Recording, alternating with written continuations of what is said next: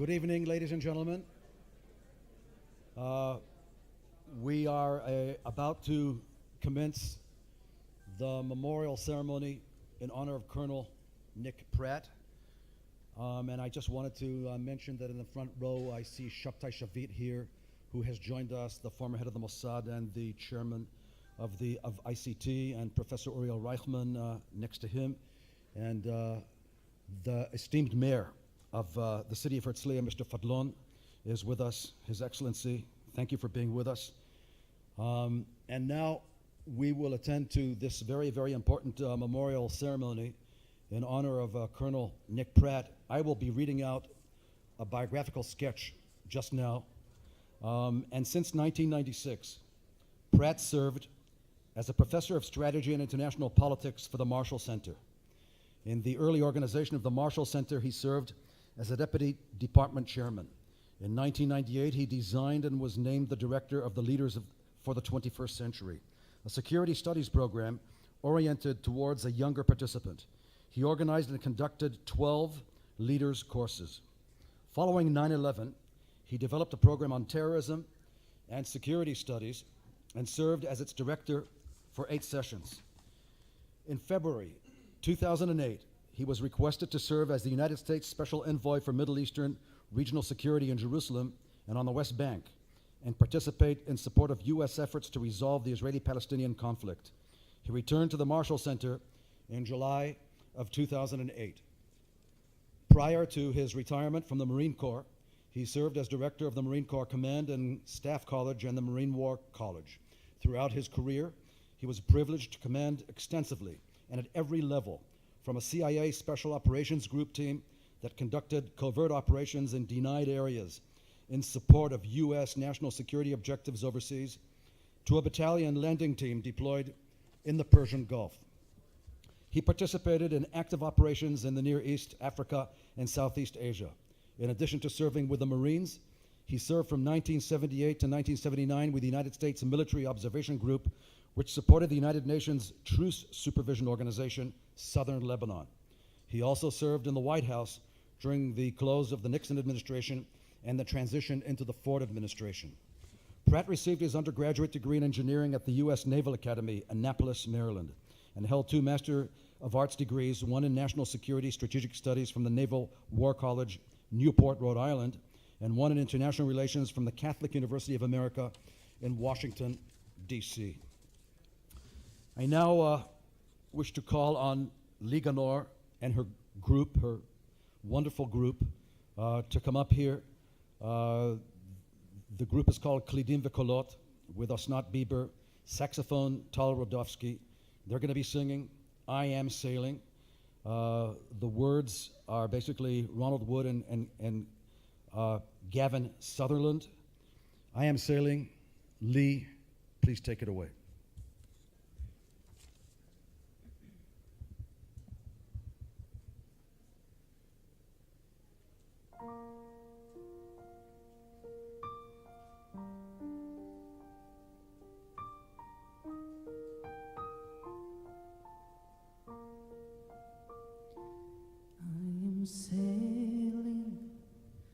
I am sailing home again, across the sea. I am sailing stormy waters to be with you, to be free. I am flying. I am flying like a bird across the sky. I'm flying, passing high clouds to be near you, to be free. Can you hear me? Can you hear me? Can you hear me? Can you hear me? Through the dark night, far away. I am dying, forever crying.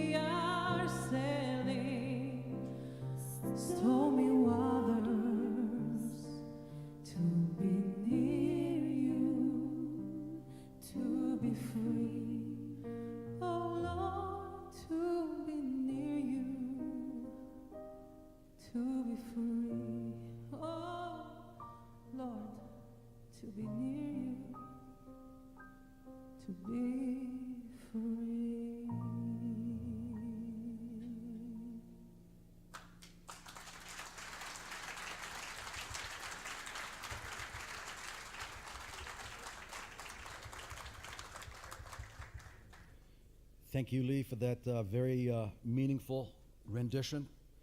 I'm now honored to call on Dr. Boaz Ganor, who will speak about the Colonel. Good evening. On behalf of myself, the ICT, it is a privilege to hold this special memorial ceremony in honor to Colonel Nick Pratt during this plenary session of ICT 14th International Conference. Never before we held such an event, and it was not by chance that we dedicated this event in order to honor Nick's memory.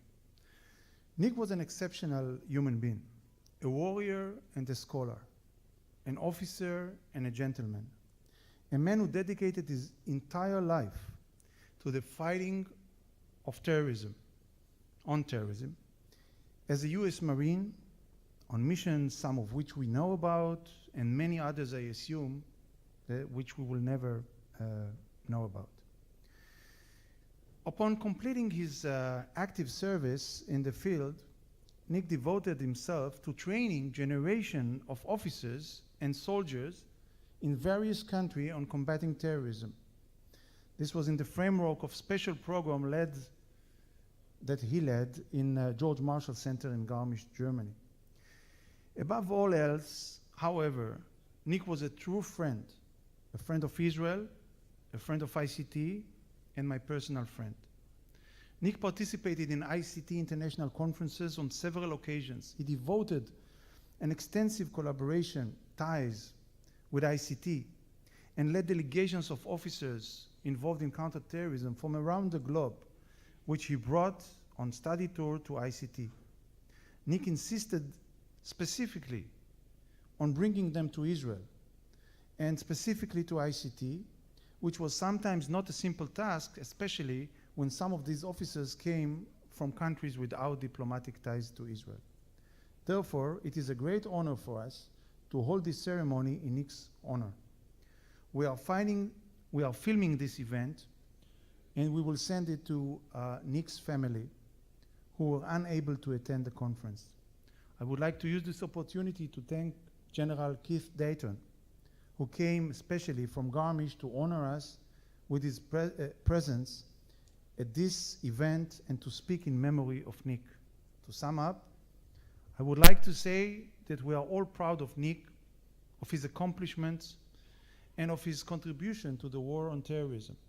His passing is a great loss to all of whoever knew him. It's a great loss to ICT, and it's a loss to the counterterrorism experts community.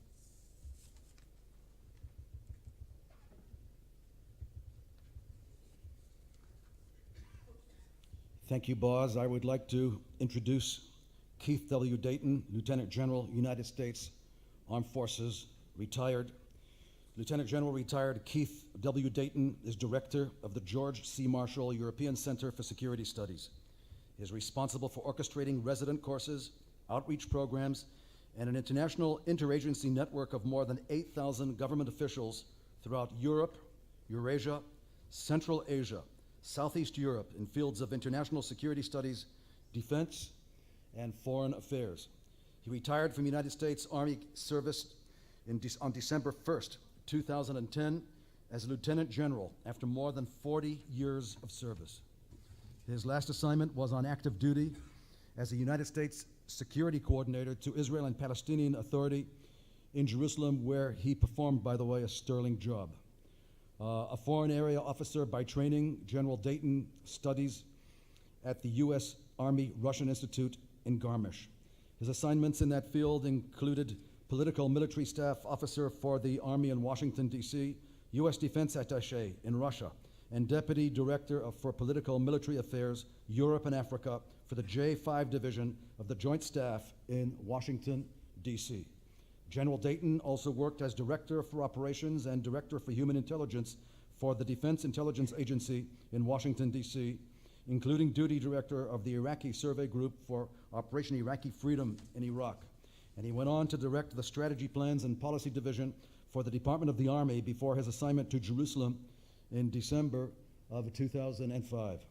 General Dayton earned a Senior college fellowship to Harvard University, and served as the Senior Army Fellow on the Council on Foreign Relations in New York. General Dayton has a Bachelor of Arts degree in history from the College of William and Mary, a master's degree in history from Cambridge University, and a master's degree in international relations from the University of Southern California. He speaks Russian and some German. General Dayton, the floor is yours.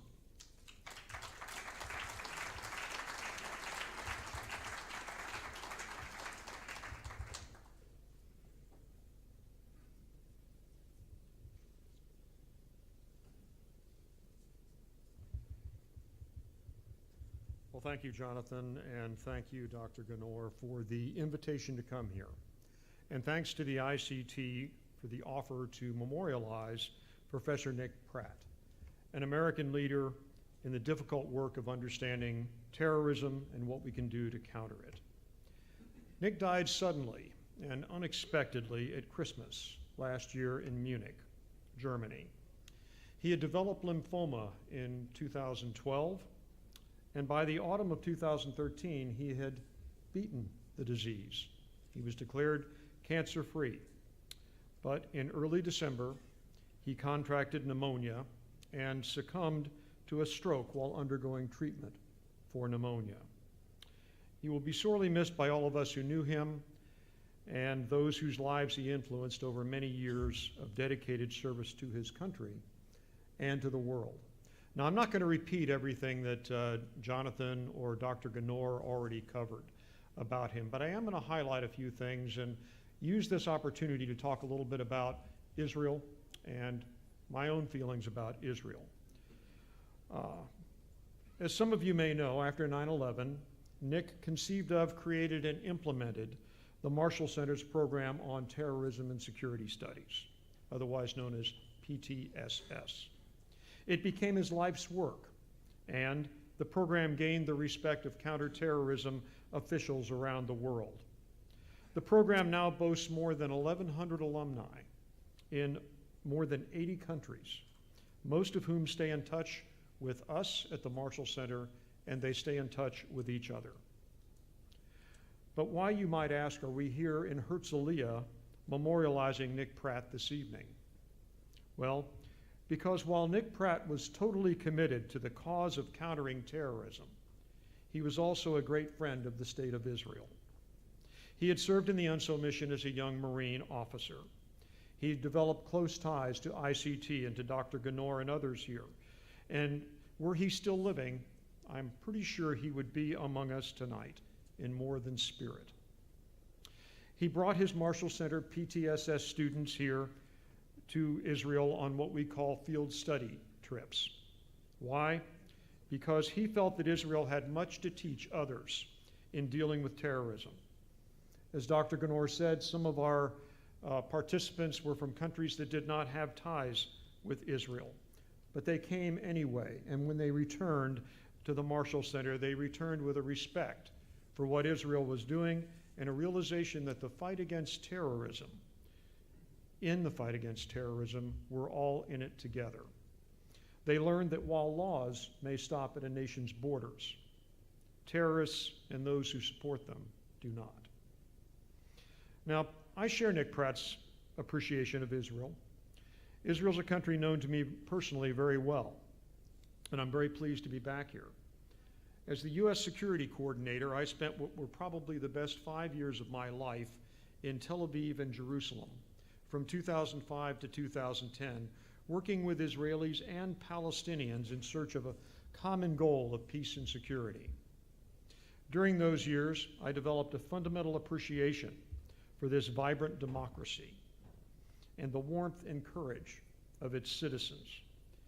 As a historian by training, I was deeply impressed with the sense of history here, not only the historical sites, but the sense of history of Israel and its people.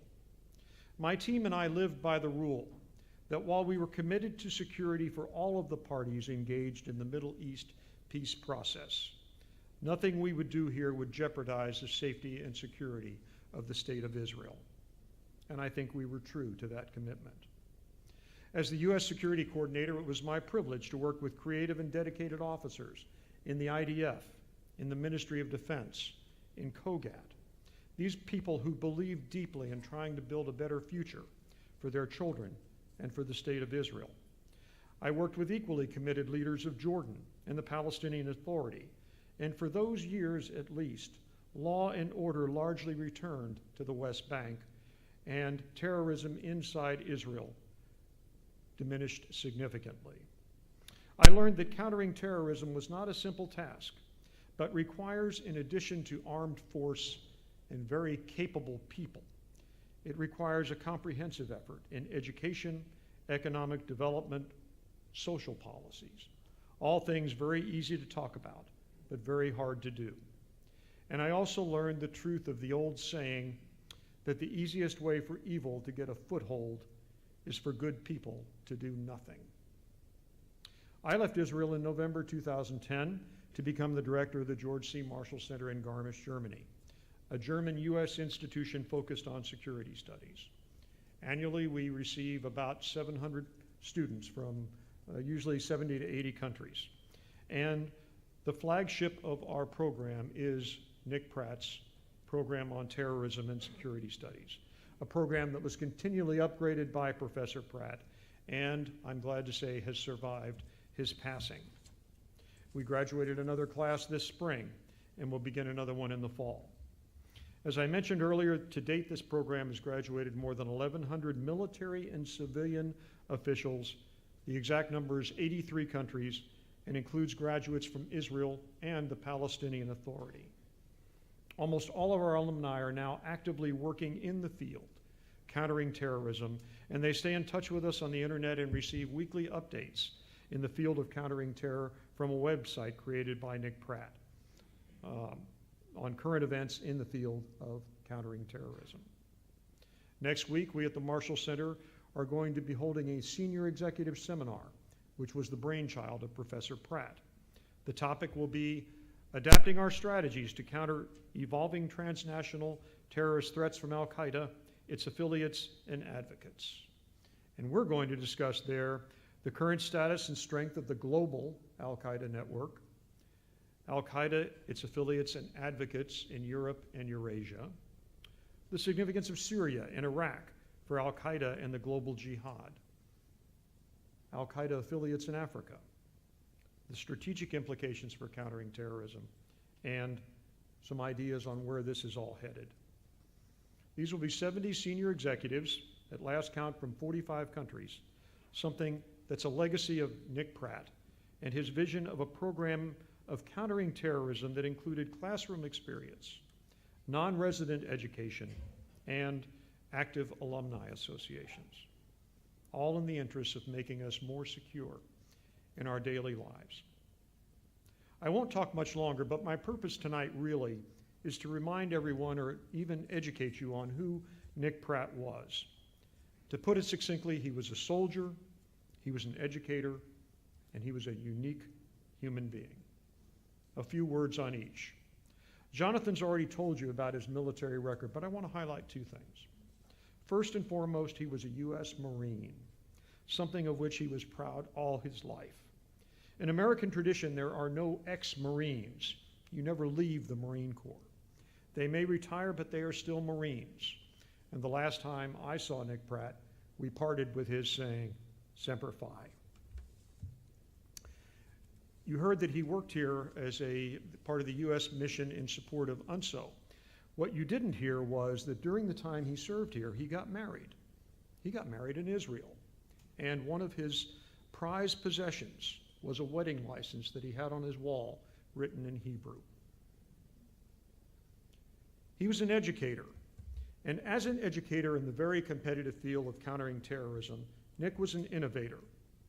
As I said, after 9/11, he received permission from the Pentagon to create a countering terrorism course at the Marshall Center, and within a year, he had graduated his first class of 90 counterterrorism professionals. And the course never looked back.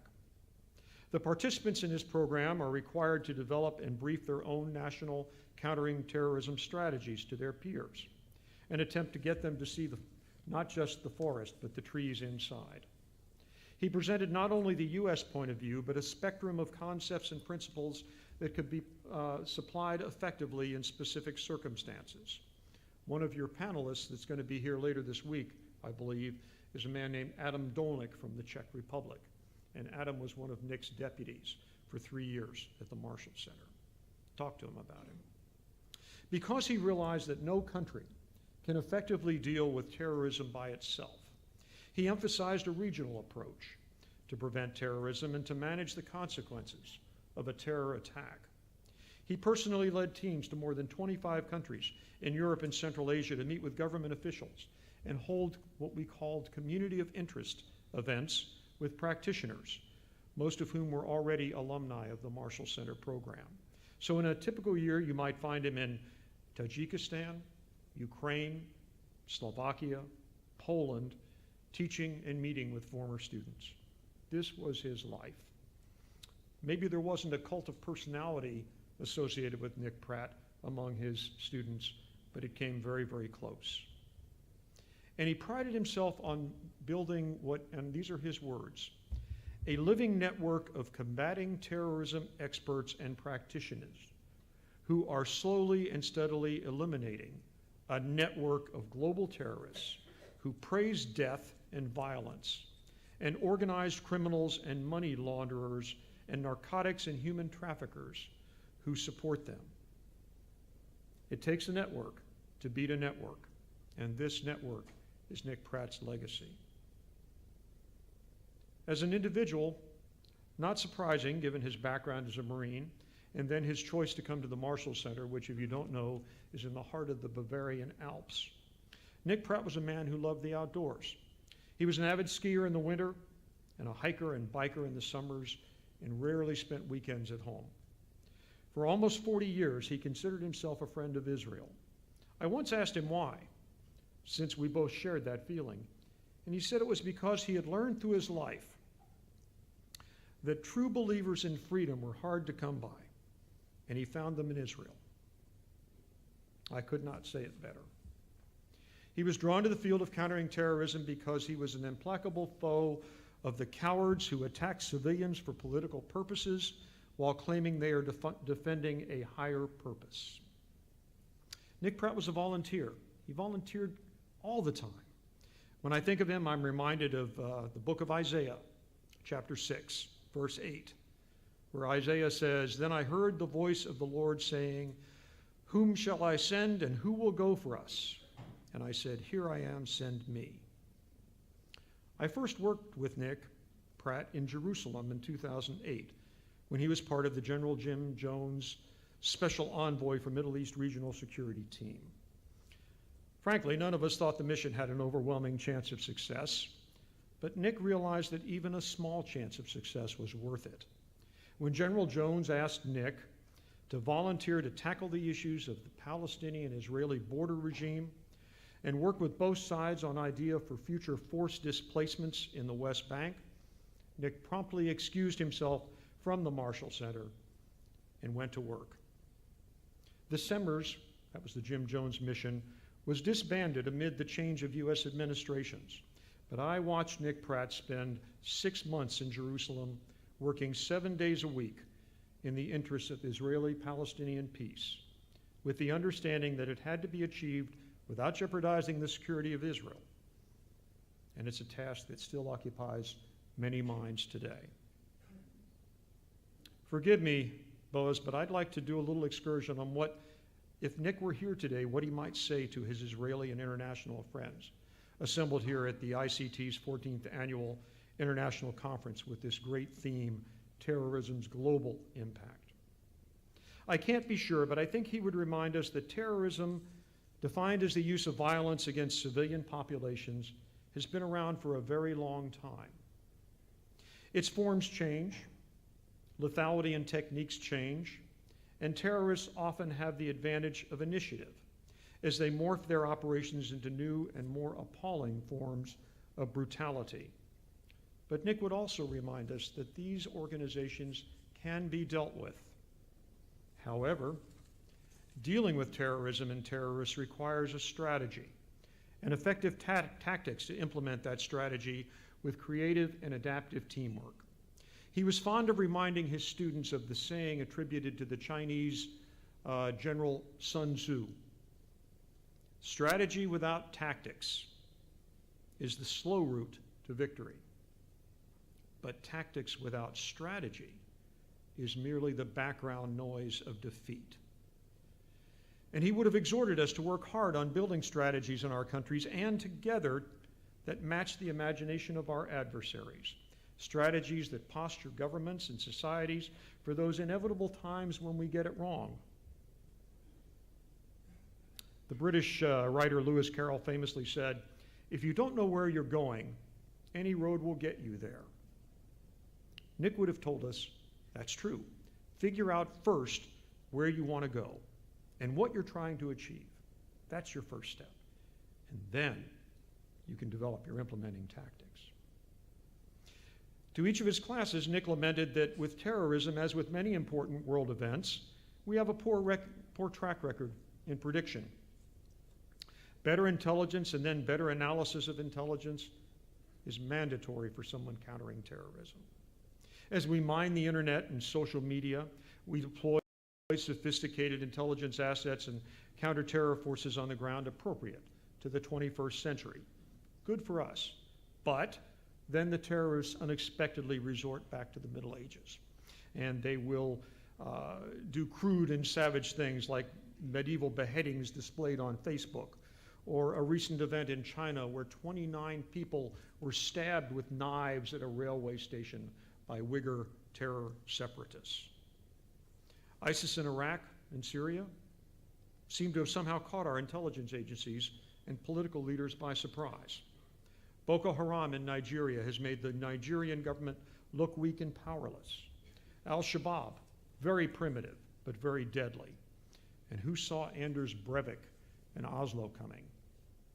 We in Europe and America worry about what happens with the return of the so-called foreign fighters. These are the people that are currently joining ISIS and the al-Nusra units in Syria and Iraq. We don't know what to do about them. We're struggling. Yet effective intelligence and exploitation of that intelligence on the ground are essential. But we have a long way to go. And while we often concentrate on regional challenges like Hamas or ISIS, it's not only the Middle East. Terrorism is increasingly global in its reach, in its ties, and its effects. Finally, I think after saying all that, Nick would tell us that in his view, the struggle against terrorism is one which we can win, or we can at least contain it. The year 2014 has not been very encouraging in this regard, with ISIS in Syria and Iraq, Taliban resurgence in Afghanistan, the so-called little green men in Ukraine, and the downing of a civilian airliner, Operation Protective Edge. But there have been times before when the bad guys seem to be doing well. Nick would say, saddle up, get back in the fight. There's nothing inevitable about these groups. They will lose. They win only if they defeat us psychologically, because they cannot defeat us any other way. We are strong, they are weak. Let's not defeat ourselves. Nick Pratt would have considered all of you here his friends. But more than that, he would have taken inspiration from you. And I mean this very seriously. One of his favorite quotes came from the early history of America. It was a story about John Winthrop, who was the founder of the Massachusetts Bay Colony. And supposedly he said this to his pilgrims as they were about to land after a trip across the Atlantic and found this colony in the New World. And John Winthrop said, "We shall be as a city upon a hill. The eyes of all people are upon us." I believe Nick would have said the same about all of you who are here at this conference. Why? Because he would say you are doing God's work and the eyes of the people are upon you. Now I'm going to conclude with a very short 2-minute tribute that we showed at the graduation of the last PTSS class that attended just before or just after Nick died. The message is one of hope. The message is a reminder that terrorists don't always win, As a matter of fact, they don't usually win. And what they usually do is they either die young or they go to jail. So with that, can you go ahead and run the video, please?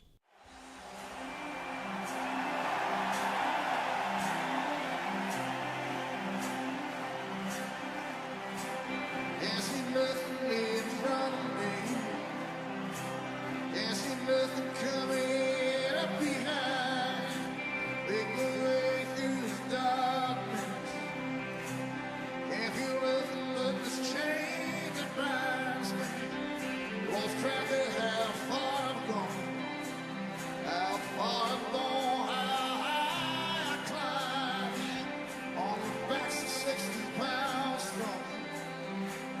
On my shoulder, half mile of line. Come on up for a rising. Come on up, lay your head tonight. Come on up for a rising. Come on up for a rising tonight. Left the house this morning. Bells are ringing, let me out. Cross on the calling, all is fire, come on down here. Come on up for the rising. Come on up, lay your hands in mine. Come on up for the rising. Come on up for the rising tonight.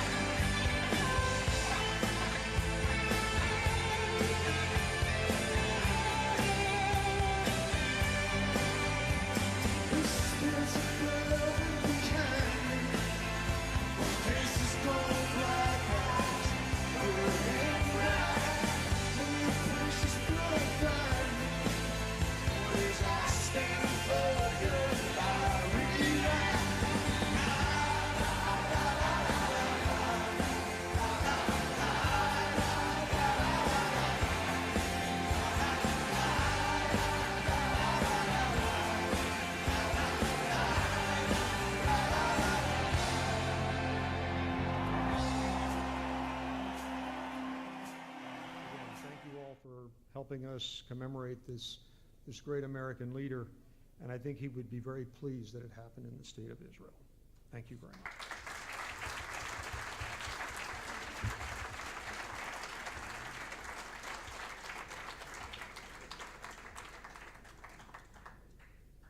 Thank you, General Dayton, for those inspirational words. And from that inspirational presentation, I now wish to call upon Lee, who will be singing the American National Anthem in honor of Colonel Pratt and in honor of our American friends. Please rise for the rendition of the National Anthem of the United States of America.